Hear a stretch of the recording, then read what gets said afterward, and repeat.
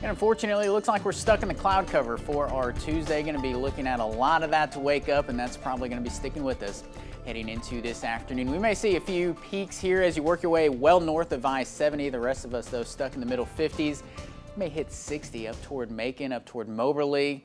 But again, most of us going to be stuck in the 50s. Latest look at future track, again, keeping a lot of that cloud cover around. But at least we're going to be thinning out those rain chances that we're tracking early on this morning. But by the time tonight rolls around into the early morning hours, again, going to be looking at a fairly similar situation. Some of our southern counties could see some of that light rain redevelop. That's as a warm front's lifting back through mid-Missouri, but as that continues to lift through mid-Missouri, it's going to set the stage for what we see as we head into the next day or so. We're going to be tracking a complex of showers and thunderstorms out of Kansas, it looks like, by about 11 and 12 o'clock in some of our far western counties, and that certainly looks a little more impressive than anything we've seen on radar the last day or two, and that's going to continue to work through mid-Missouri as we get into the early afternoon hours, and there is an outside chance that we pick up a strong storm or two as that line continues to work back through. But again, we're still not quite done with this storm chance. We could see some fire up as we head into the evening hours. Wednesday night, I think Thursday morning is at least trending dry. We'll have a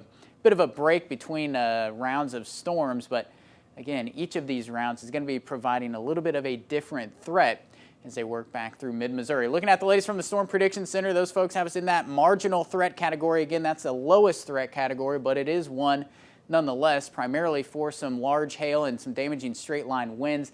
The flood threat is at least low with this first round, but that's going to be increasing as we continue to track wave after wave back through mid-Missouri. That tornado threat looks to be just about non-existent, at least as of right now. We'll continue to keep an eye on that going forward, but what we're also going to be continuing to track is that boundary that lifted back through. That's going to be bringing the return of some more May-like weather. Unfortunately, it's going to stick up to the north and then just kind of waver back and forth, and that's going to bring us multiple rounds of showers and thunderstorms. It is that time of year.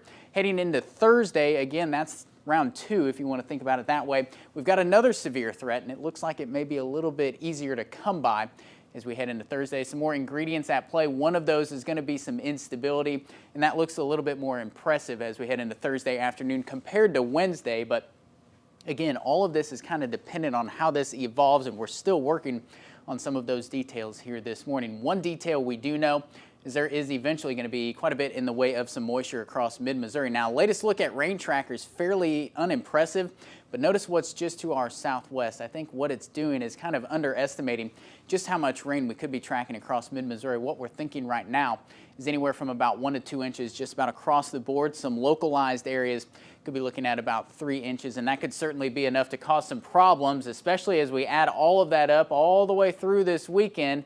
Notice not a whole lot in the way of some dry time as we head into Saturday and Sunday. Finally settle things back down as we start out next work week.